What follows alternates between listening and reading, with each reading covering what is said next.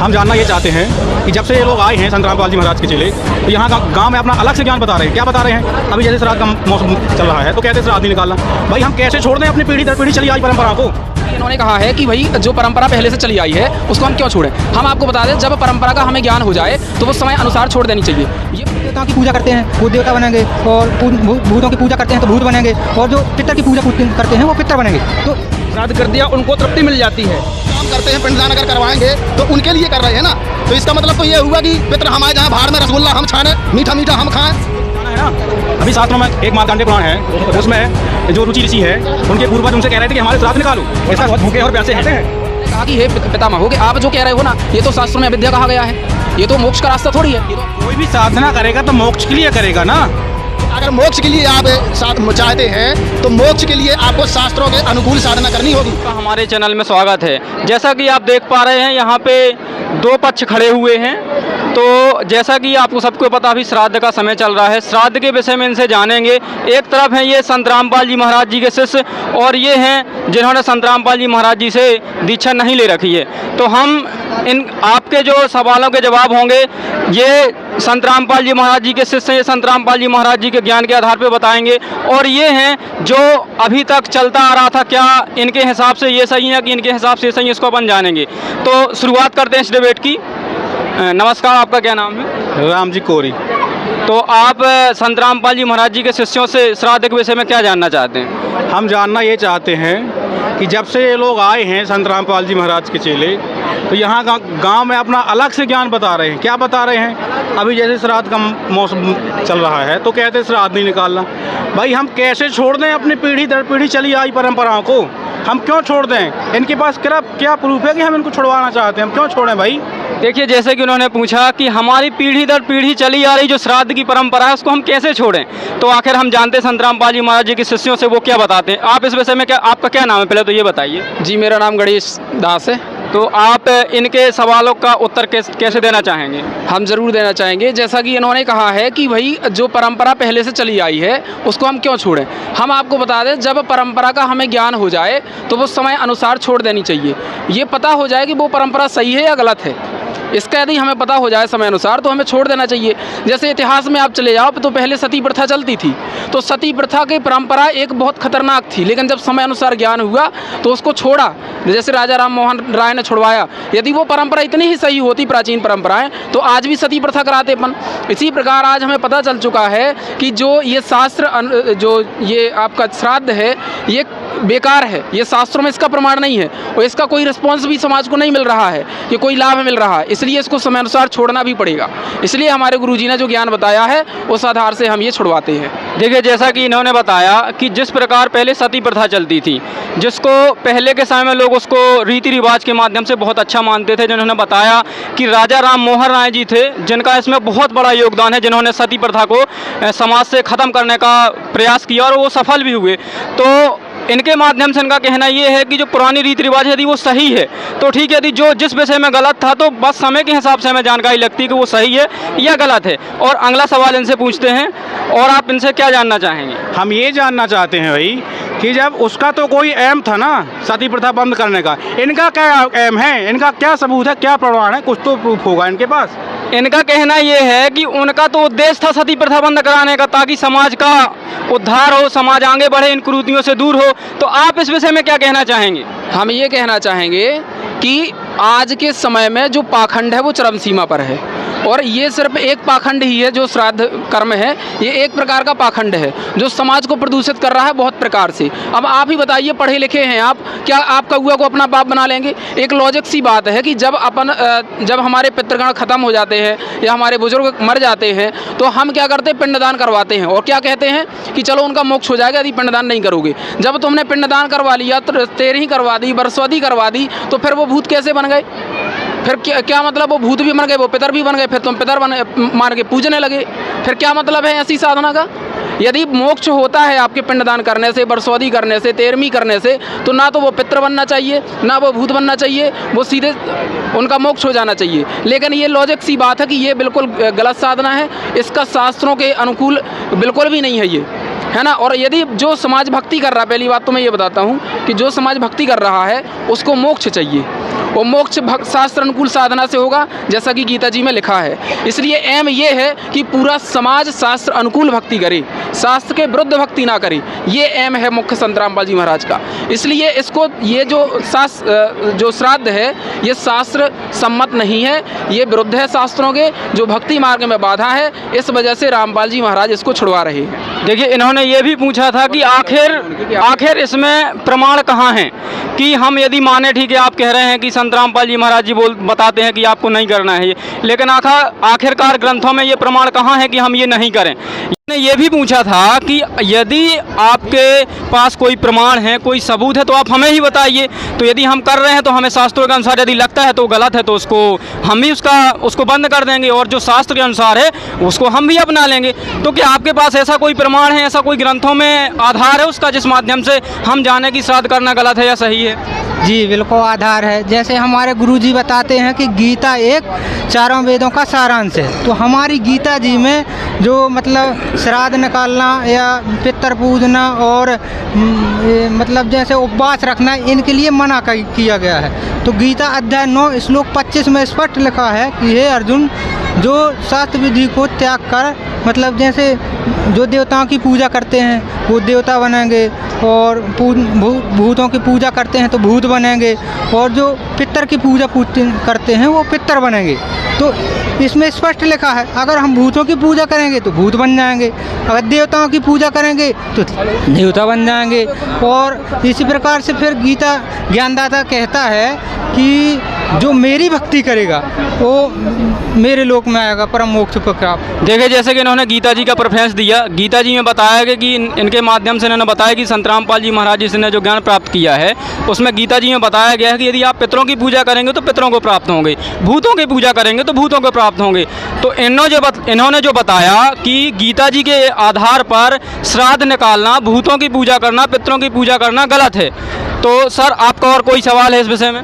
मेरा सवाल तो ये है सर कि ये डायरेक्ट बोलते हैं पाखंडवाद फैलाते, तो हम पाखंडवाद कहाँ फैला रहे हैं भाई? हमारी आत्मा को ठेस लग रही है। जी, आपका क्या सवाल है? ये जो श्राद्ध पूजा है, इससे श्राद्ध पूजा करने से हमारे को आत्मसंतुष्टि मिल रही है कि हमने अपने पूर्वजों को श्राद्ध कर दिया, उनको तृप्ति मिल जाती है। इसलिए हमारे धर्मगुरुओं ने जो बताया, जो हमको पता है वो हम कर रहे हैं, और उससे हमको आत्मसंतुष्टि होती है। जैसा कि इन्होंने बताया कि हमें श्राद्ध पूजा करने से, अपने पितरों को कराने से हमें आत्मिक संतुष्टि मिलती है, तृप्ति मिलती है, और इनके माध्यम से जो ये कराते उससे उनके जो पितृ हैं उनको भी लाभ प्राप्त होता है और उनकी भी भूख मिटती है उनके कहने के हिसाब से। आप आइए संत रामपाल जी महाराज जी के इस विषय में क्या बताते हैं, आप क्या कहना चाहेंगे इस विषय? जी, मैं पहले ही तो इनसे ये पूछना चाहूँगा कि जैसे ये श्राद्ध और ये जो पितृ पूजा ये कर रहे हैं, तो अपनी तृप्ति के लिए कर रहे हैं कि पितरों की तृप्ति के लिए कर रहे हैं?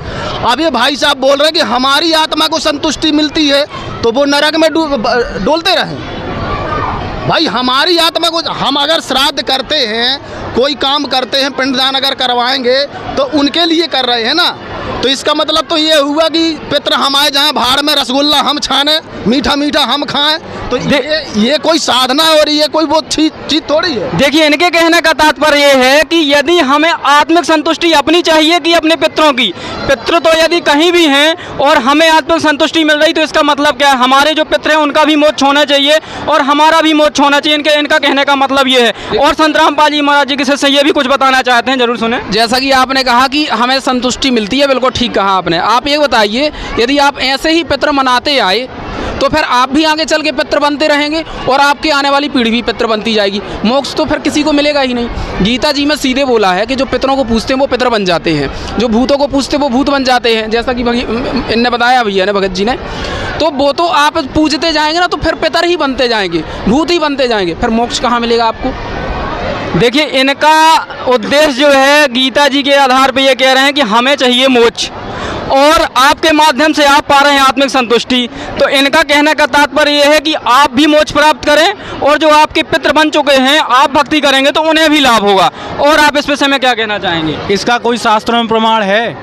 इनका कहना कहीं कोई प्रमाण है कि आप बताएंगे शास्त्रों में कहाँ प्रमाण है? जी, जैसे हमारी गीता जी है तो उसमें कई जगह प्रमाण है। जैसे गीता अध्याय 6 श्लोक 9 में स्पष्ट लिखा है कि जो मतलब पितृ पूजेंगे पितृ बनेंगे, भूत पूजेंगे भूत बनेंगे, और देवता पूजेंगे देवता बनेंगे। ऐसे कई जगह प्रमाण है, जैसे मैंने पहले भी बताया 9वें अध्याय में।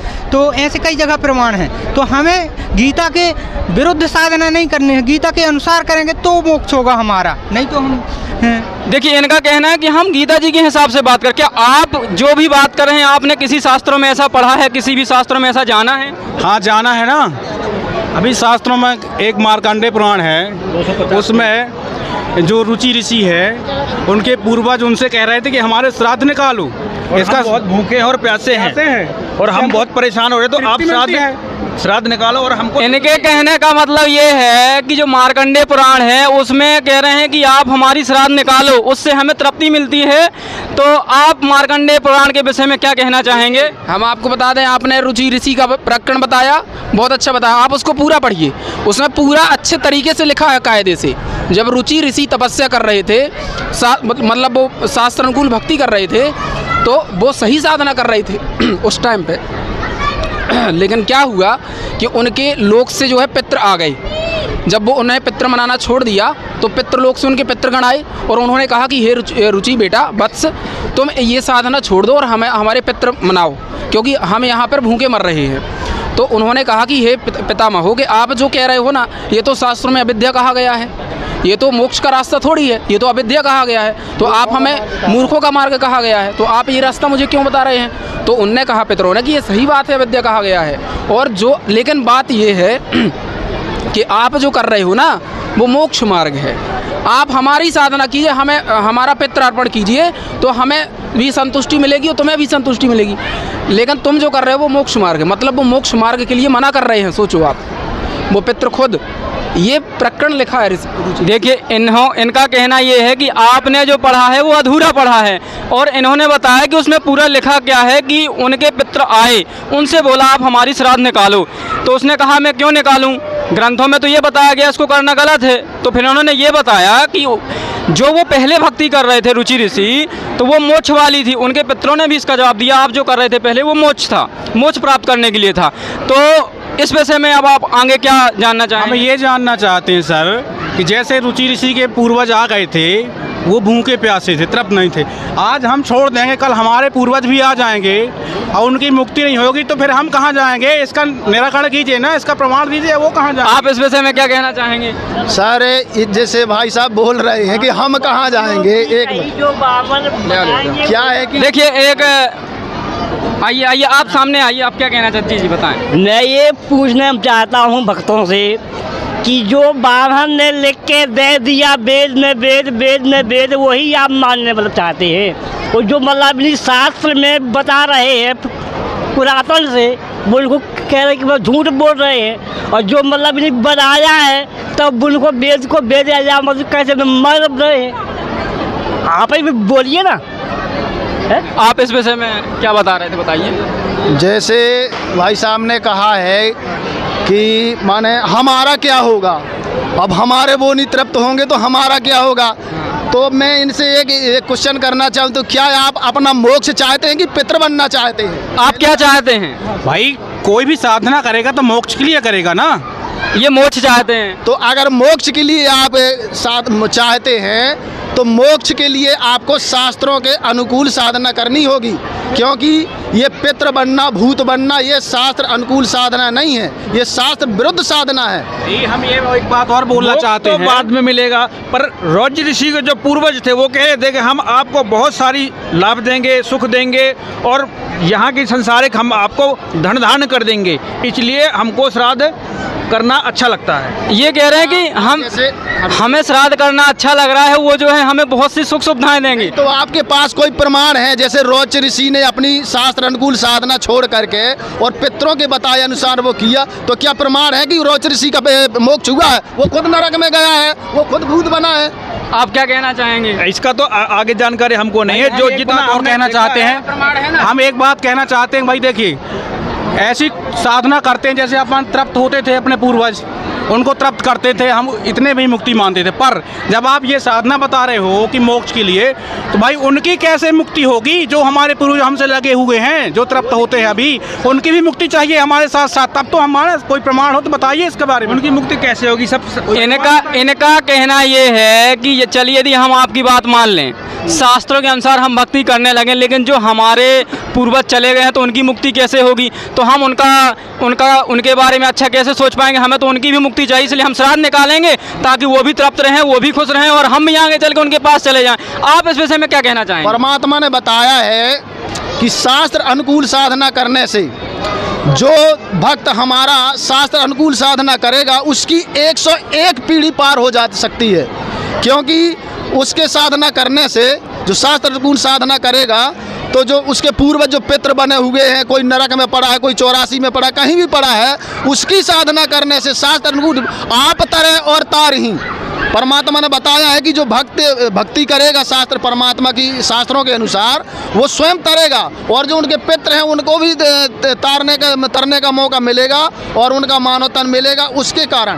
क्योंकि अगर वो मानो उनके जो सदस्य हैं परिवार के, वो कोई शास्त्र अनुकूल कोई अच्छा कर्म करेंगे, क्योंकि शास्त्रों के अनुसार अगर कोई कार्य हम करते हैं, फिर अगर दान देते हैं, सुपात्र को अगर दान देते हैं, तो वो हमारा दान 100% हमारा खरा होता है। इसलिए हमारे पितरों को जो बने हुए हैं और पूर्वज हैं, इससे उसको लाभ मिलेगा, ना कि श्राद्ध करने से। श्राद्ध करने से कुछ नहीं मिलने वाला है। देखिए, ग्रंथ की वाणी भी सीधे कहती है, अमर ग्रंथ की वाणी परमात्मा गुरु जी ने बताया है कि भक्ति बीज होवे जो हंसा, तारू तास के खुत्तर वंसा। परमात्मा ने सीधे बता रखा है कि जो सतभक्ति करेगा उसके 101 पीढ़ी पार हो जाएगी। ये वाणियों में लिखा है और वाणी कभी झूठ नहीं होती। कहा जाता संत वचन पलटे नहीं, चाहे पलट जाए ब्रह्मांड। इनके हिसाब से इनका कहना ये है, जो इनके गुरुदेव जी साधना बताते हैं उससे 101 पीढ़ी पार हो जाती हैं। तो आप और ये तो बता रहे हैं आपकी 101 पीढ़ी पार हो जाएंगी। और ये परमात्मा कर रहे हैं। कौन से परमात्मा की बात कर रहे हैं? आज तक तो हमने ब्रह्मा विष्णु महेश यही परमात्मा जाने हैं, ये कौन से परमात्मा की बात कर रहे हैं? ये पूछना चाहते हैं कि आप कौन से परमात्मा की बात कर रहे हैं जो 101 पीढ़ी तार दे? हमें प्रमाण है। और ये कहाँ प्रमाण है, इसके विषय में आप कौन बताना चाहेंगे? देखिए, हम एक बात आपको बता दें, आपको यहाँ पे लाभ ब्रह्मा विष्णु महेश ही देंगे। जैसे आप जान रहे हो कि ब्रह्मा विष्णु महेश को हम जानते हैं, बिल्कुल सही बोल रहे हैं आप। ब्रह्मा विष्णु महेश ही आपको यहाँ पे लाभ देंगे, लेकिन जो पूर्ण परमात्मा होगा, ब्रह्मा विष्णु महेश के लोक में जाने से भी मुक्ति नहीं है। वो भी परमात्मा है, हम यहाँ 3 लोक के भगवान हैं, वो भी उनके लोक में जाने से मुक्ति नहीं है। गीता जी में सीधे लिखा है कि ब्रह्म लोक पर्यंत, ब्रह्म से लेके जितने भी लोग हैं वो सारे के सारे नाशवान हैं। इसलिए ब्रह्मा विष्णु महेश की साधना भी कीजिए आप, फायदा है, लेकिन आपको मोक्ष नहीं मिलेगा। और मोक्ष केवल पूर्ण परमात्मा की शरण में जाने से मिलेगा। पूर्ण परमात्मा है, पूर्ण परमात्मा है कौन, उसके बारे में जरा हमको ही बताइए। परमात्मा के बारे में कबीर साहब है पूर्ण परमात्मा पुरातन से। इनका कहना ये है कि पहली बार सुना है। नहीं, वो आपने सुना है, एक पंडितों ने मतलब नहीं वेद जो बनाया है, एक कबीर साहब मतलब ये सनातन से है, ये आज के नहीं है जी। इनका कहना ये है परमात्मा कौन है, ही जाना है। हाँ, आज तक हमने कबीर साहब को कभी ही जाना, परमात्मा कैसे हो गई है? वो जब तुम्हारे ये ब्रह्मा विष्णु नहीं रहे हैं, जब के यहाँ जी। देखिए, इनका कहने का तात्पर्य ये है, इन्होंने कहा कि आखिरकार हमने तो कबीर को सिर्फ एक कवि जाना है। जो हमने भी पुस्तकों में पढ़ा है, मैंने भी पढ़ा है कि कबीर एक कवि थे जिन्होंने रचनाएं करी हैं, और ये वही मानते हैं कि हमने इनको भगवान नहीं जाना। और इनका कहना ये है कि वो आदि पुरातन से पहले से ही हैं, वही भगवान है, वही कबीर साहब हैं, वही वेद बताते हैं। ये एक उलझा हुआ प्रश्न है जो आज संत रामपाल जी महाराज ने सुलझाया है। कहा जाता सोमन सूत उलझिया, ऋषि रहे झकमार, सतगुरु ऐसा सुलझा दो उलझे ना दूजी बार। कबीर साहब को परमात्मा हमने जो बताया हमारे गुरुजी ने हमें कि कबीर साहब परमात्मा है, ये कोई छोटी बात नहीं, बहुत बड़ी बात है। और इसके प्रमाण कम से कम हजारों जगह संत रामपाल जी महाराज जी ने वेदों से, गीता जी से और जितने भी 18 पुराण हैं उनसे सिद्ध करके दिया कि कबीर जी परमात्मा है। अब इसके बारे में आपको ज़्यादा मैं नहीं बता पाऊँगा, क्योंकि वीडियो बहुत, वैसे भी आप यहाँ पर ज़्यादा समय नहीं दे पाएंगे सभी लोग। तो मैं आपको बताऊँगा कि आप अधिक जानकारी के लिए संत रामपाल जी महाराज जी की बुक पढ़िए, उसमें सारे ज्ञान आपको मिल जाएगा और आप जान जाए कबीर परमात्मा है। क्या कबीर साहब का जो आप जानकारी बता रहे हो वेदों में, गीता में, पुराणों में है? बिल्कुल बिल्कुल है। पुराणों में है, वेदों में सीधे लिखा है, कबीर अंगारी हसी कबीर बम्भारी हसी। ये एक श्लोक है, ऐसे कई श्लोक संत रामपाल जी महाराज जी ने वेदों से बता रखे हैं। कोई बात नहीं चलो है। आज के बाद हम भी देखेंगे और हमें आप संत रामपाल जी महाराज का लिटरेचर और जो भी है ना हमें देना, और हम भी देखेंगे और समझेंगे संत रामपाल जी महाराज क्या बताते हैं। हम भी समझेंगे। देखिए, अभी जो हमारा मुख्य विषय था श्राद्ध के विषय में, एक तरफ थे जो हमारे भाई लोग हैं, इनका नाम राम जी है और ये दिनेश हैं। इन्होंने जो सवाल किए संत रामपाल जी महाराज जी के शिष्य ने उनका जवाब दिया। इनका कहना ये है कि श्राद्ध जो है वो अपनी गीता जी के अनुसार गलत है, शास्त्र विरुद्ध है, मतलब ये जो हम कर रहे हैं वो गलत है। और इन्होंने इसके बारे में पूछा था तो इन्होंने प्रेफरेंस दिया गीता जी का, उस माध्यम से इन्होंने बताया कि गलत है। और जो हमारी चर्चा थी यही थी कि श्राद्ध के विषय में, और सभी लोगों ने अच्छा परिचय दिया, मतलब इंसानियत का, ना किसी लड़ाई झगड़ा के, एक नॉर्मल से सवाल जवाब हुए। और आप सभी से प्रार्थना, आप भी इनके कहने के हिसाब से कि संत रामपाल जी महाराज जी के आप सत्संग सुनिए, उन्होंने जो पुस्तकें लिखी हैं उसको आप पढ़िए, तब आपको पता चलेगा कि भगवान कौन है। इन्होंने बताया जो कबीर साहब हैं, तो उसके विषय में आपको जानकारी मिलेगी। एक और सवाल इनका है, आप प्रार्थना है आप सभी संत रामपाल जी महाराज के अनुयायियों से कि हमें संत रामपाल जी महाराज का साहित्य प्रोवाइड कराया जाए, क्योंकि हम भी उसका गहनता से अध्ययन करें।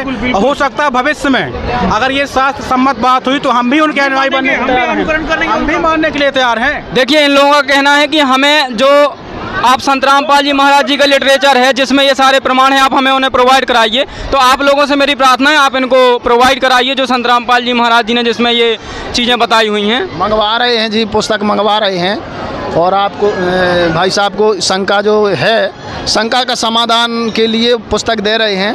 और भाई साहब पुस्तक पढ़ें और अपने शास्त्रों से मिलाएं, शास्त्रों से मिलाएंगे तभी इनकी शंका का समाधान होगा। केवल पढ़ने मात्र से भी शंका का समाधान नहीं हो सकता, क्योंकि प्रैक्टिकल करना ही अति आवश्यक है। जो प्रैक्टिकल पर भरोसा करता है सफल वही होता है। तो पुस्तक है, तो पुस्तक के साथ थ्योरी और प्रैक्टिकल दोनों जब साथ में चलते हैं जब ही सफलता मिलती है। तो हम देखिए, इन्होंने कहा है कि हम पुस्तक मंगवा रहे हैं। इन्होंने एक बहुत अच्छी बात कही कि जो पुस्तक आएगी आप उसको केवल पढ़ें नहीं, आपके पास जो ग्रंथ रखे हुए हैं उनसे आप मिलाएं, और उसके बाद इनका कहना थ्योरी और प्रैक्टिकल दोनों आप साथ में करेंगे तो ज़्यादा अच्छा होगा।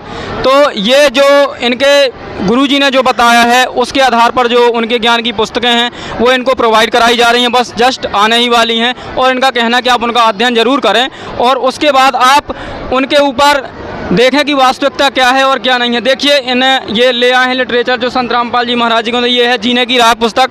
आप इस पुस्तक को, इन पुस्तकों में संत रामपाल जी महाराज ने ये जो चर्चा बता रहे हैं कि प्रमाण हैं वेदों के, गीता के, तो इसमें हैं क्या सारे? बिल्कुल, आप इसकी पृष्ठभूमि देखिए, आपको इस भूमिका में सब पता चल जाएगा। इसमें सीधे सब कुछ लिखा है, कथा मार्कंडेय ऋषि की।